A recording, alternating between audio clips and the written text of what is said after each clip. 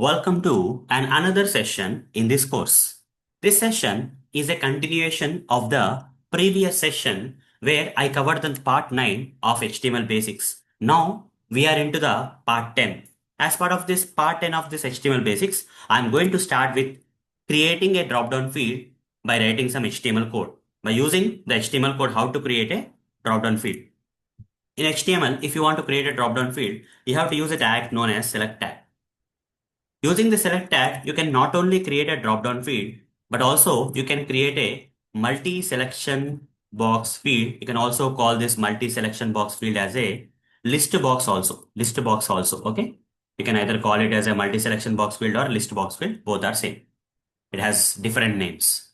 So first I'll be covering how to use a select tag in HTML to create this drop-down field. After that is completed, using the same select tag, how to create this multi-selection box field or list box field I'm going to cover next. Okay. So why we're actually learning this HTML code for creating this drop-down and multi-selection box field? Because in the upcoming sessions, I'm going to show you how to use the Playwright automation tool to automate this drop-down field and multi-selection box field. For that, this HTML basic knowledge of creating such kind of fields is required. That's the reason I'm covering them here. So without any delay, let's get started with the drop-down field and creating it with the help of the select tag. Okay, so let's go to the HTML code, and so in between the body tags, here I'm going to write the select tag and end that with the /select. And in between the select tags, okay, in between the select tags, you can provide something known as, you see, in a drop-down field. What is a drop-down field? Basically, let me show you an example of a drop-down field. How does it look like? If I go to this application page, you see, here there is a drop-down field and it has multiple options, right? These options are there: older newsletter, doc 1, doc 2, doc 3, doc 4. Different options are there. Okay, this is what is a drop-down field. How to get these options? In this drop-down field, how to create these options? For that, we have one more tag name known as option tag.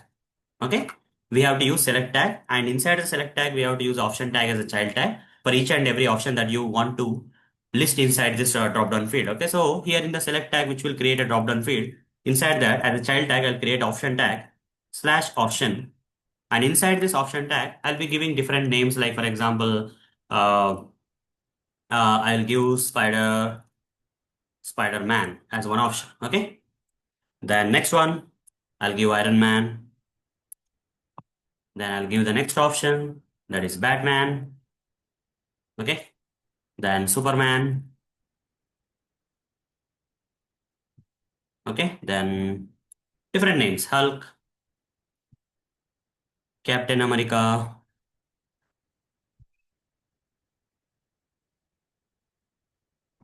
and any other. We can give any number of options. We can give, guys, any number of options we can give. Okay,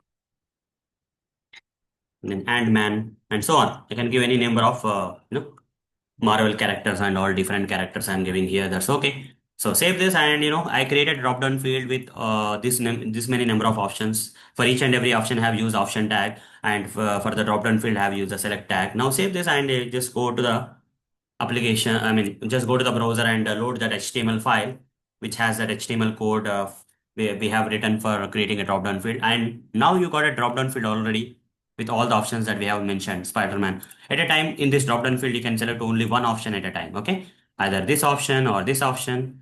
You cannot remove the option, but you can change the option. Okay, at a time only one option can be selected in the drop-down field. You cannot remove the option, but you can change the option in the drop-down field, guys. That's what you can do in the with the help of drop-down field. Okay, now I told you already, right? With the help of the select tag and option tag, I can not only create the drop-down field, but also I can create a multi-selection box field. In the drop-down field, you already have seen that only one option at a time can be selected, or you can change the option, but you cannot remove the option and all. Now, but what about the multi-selection box field or list box field? I'll show you one example of a multi-selection box field or list box field on this application page. Here we have a multi-selection box field. Here you can select multiple options. Unlike drop-down field, in this multi-selection box field or list box field, you can select multiple options. In fact, all the options you can select, and you can deselect also. Unlike the drop-down field, the selected option can be deselected in the multi-selection box field like this. Okay, so let me create this multi-selection box field. Do I have to do a lot of hard work here? No, simple. Let's convert this drop-down field into multi-selection box field. In the select tag, you add one attribute known as multiple attribute. Multiple is a attribute name. You don't have to give any value. This is first time, right? I'm mentioning an attribute in the starting tag of the, okay, starting tag of an element, but I'm not giving any value. Okay, there are few attributes in HTML which doesn't have any values. Okay, only names will be there. Here, multiple attribute is such kind of attribute you will come across. Okay, so save this after putting multiple and extra thing in the select. This drop down field will get converted into the multi selection box field or list box field. Let's go here and refresh the page. And just see, now we got a multi-selection box field. You can select multiple options here, you see. Like this, you can select multiple options. You can deselect the options also, as I mentioned already. Okay. So this is a multi-selection box field, guys. So it's very easy to create a drop-down field. If you know how to create a drop-down field, it's very easy for you to create a multi-selection box field. The difference between the drop-down field and multi-selection box field is, in the drop-down field in the select tag, no other attribute will be there. But in the multi-selection box field or list box field, you have to add this extra attribute known as multiple. Remaining everything is same. Yeah, next one. Now I'm going to show you how to create a text area field. Okay, as part of this part 10 of the HTML basics, I'm also going to cover how to create a text area field. If you want to create a, if you want to create, here I covered multiple attribute, right? Let me type this here. Multiple attribute already covered. That's one thing to convert a drop-down field into the multi-selection box field. Now I'm going to cover one more thing, guys. Now I'm going to cover one more thing. That is how to create a text area field. So let me show you a text area field. This particular thing that you are seeing here on the page is nothing but a text area field where you can write multiple lines of text. But the other one that you are seeing on the right side is a text box field. Okay. So there's a difference. Here multiple lines of text I cannot write, but here in the text area field, I can write multiple lines of text. How to create such kind of text area field? To create such kind of text area field, guys, you have to use a tag name known as text area tag. Okay. There's a tag name in HTML known as text area. This will create the text area field. Okay, using this text area tag name, you can create a text area field. So what I will do here is I'll just go to this HTML code and here I'll just type text area and save this. And here you can actually give like this text area slash text area. And here, if you create something like this and save this and just go here and refresh the page, you see text area field is coming. I can type multiple lines of text. But if you want to increase the height and increase the width here, so that you have to give in the starting tag of the text area with the help of some attributes known as rows. Here you should not give height and width. You have to give rows. How many rows? Let's say I would like to give number of rows as let's say 30 rows. Okay. So let's see, save this and just go here and refresh. This much big it has become for 30 rows. I would like to make it 15 rows only. I don't want that much big. Save this, refresh, only 15 rows.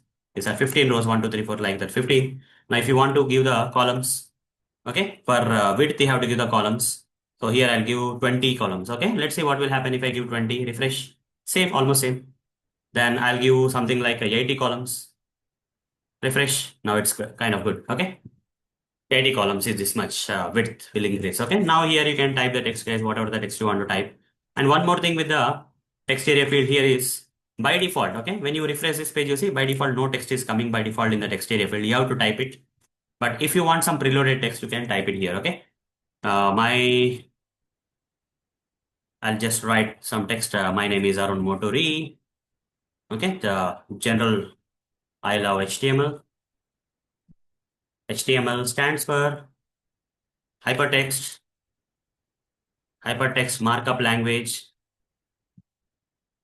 Using HTML, we can create web pages, collection of related web pages is a website. Okay, is nothing but a website.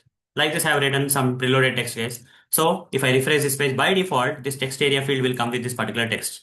Okay, then I can contribute to this. I can write my own text also along with that. Okay, by default, this text will come because you are typing the text between the text area tags in the HTML code. So guys, this is how we can create a text area field. Now, the last item for this part 10 of the HTML basics, that is, there's another way of creating a button. In the previous session, that is a part 9, I showed you how to create a button by using the input tag. But here, there's another way of creating a button, that is using the button tag. Okay. So let me create another type of the button that with the help of the button tag, there is one tag name known as button tag, using which we can create a button. So let's create a button. How to create a button with the help of the button tag?